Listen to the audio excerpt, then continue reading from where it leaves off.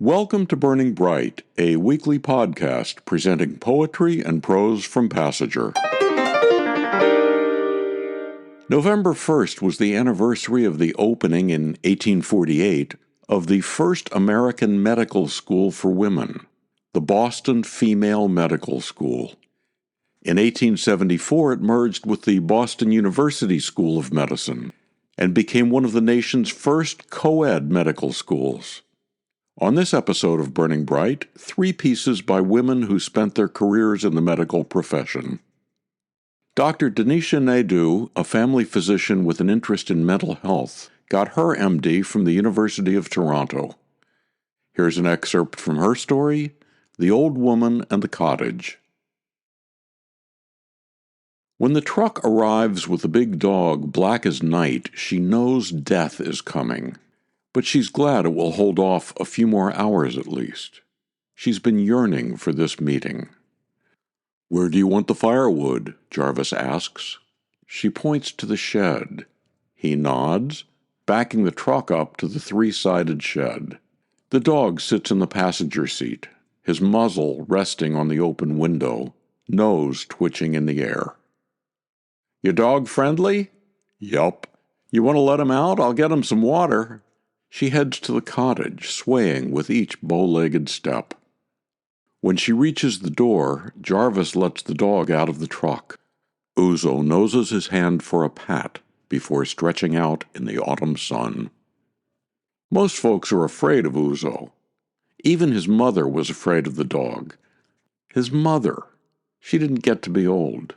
Accidental overdose is what the coroner told him. That was an accident waiting to happen. Now he feels lost, living in a boarding house room. She comes back out with a bowl of water and puts it beside the dog. "What's his name?" "Uzo." "That's a good name." Hearing his name, Uzo stands up, shakes, and laps up the water. "You want something to drink? I made some tea," she says. He stops stacking the firewood, takes his hat off, and wipes the sweat from his forehead with the back of his sleeve. His heart pounds even though he is young and lean from a lifetime of heavy work. Tea would be good. She heads back to the cottage, her body a metronome, marking time. When she comes back, he is finished. Uzo puts his large head in her lap. She smiles, revealing missing teeth, and pats his head. Her hand thick, the joints gnarled. The silence is comforting. Sitting beneath the maple tree, the earth solid beneath his feet, the breeze calms his thoughts. A person could feel at peace here, at home. "This is a quiet place," she says, "a good place to call home." She sips her tea, one hand patting Uzo's head. An excerpt from Dr. Denisha Naidoo's story, The Old Woman and the Cottage, from Passenger, issue 76. Retired neurologist Beverly Greenspan got her medical degree from the University of Miami. Here's her poem, Into a Silence. The seals still jabber, and the orca whistles with its pod in the exuberant waters. But the words are forgotten that shaped the sense of sinew and wind, of shell and snow, of drums and mystery, among the speakers of Ayak, since Marie Smith Jones, who was the last whose native tongue it was, died in 2008. Even those names the common coinage of another language.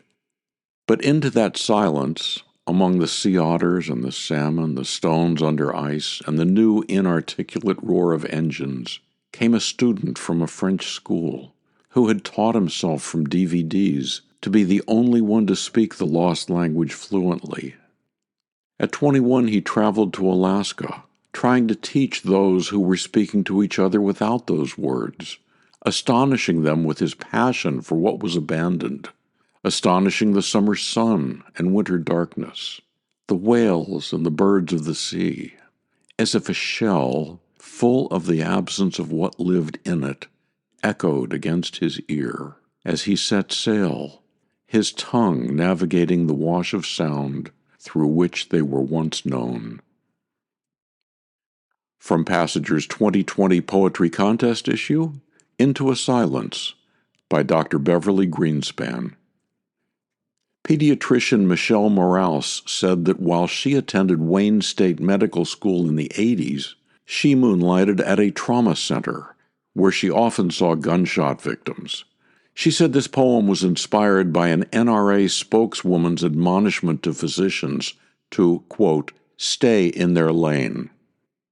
From Passager issue 68, Mount Carmel Mercy Hospital, Trauma Center, Detroit, 1983. I was a student while this war raged. Victims arrived mute or moaning. Some never made it to the OR, patients whose last picture was a portable X-ray peppered with lead. I remember the right amount of tension on retractors while the surgeon cleaned a belly whose guts spilled over like a broken sewer main. How I learned not to glance over the barrier obscuring the patient's face. I remember the cleaning lady who stopped me in the hall to ask the victim's name.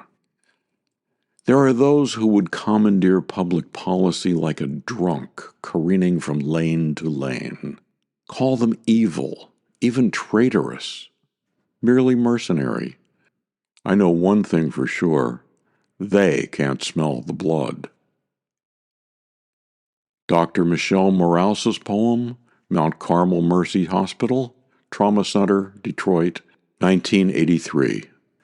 To subscribe to, donate to, or learn more about Passager and its commitment to older writers, visit PassagerBooks.com.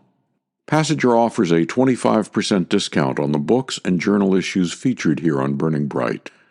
Visit our website to see what's on sale this week. For Christine, Roseanne, Mary, Asher, and the rest of the Passager staff, I'm John Shore.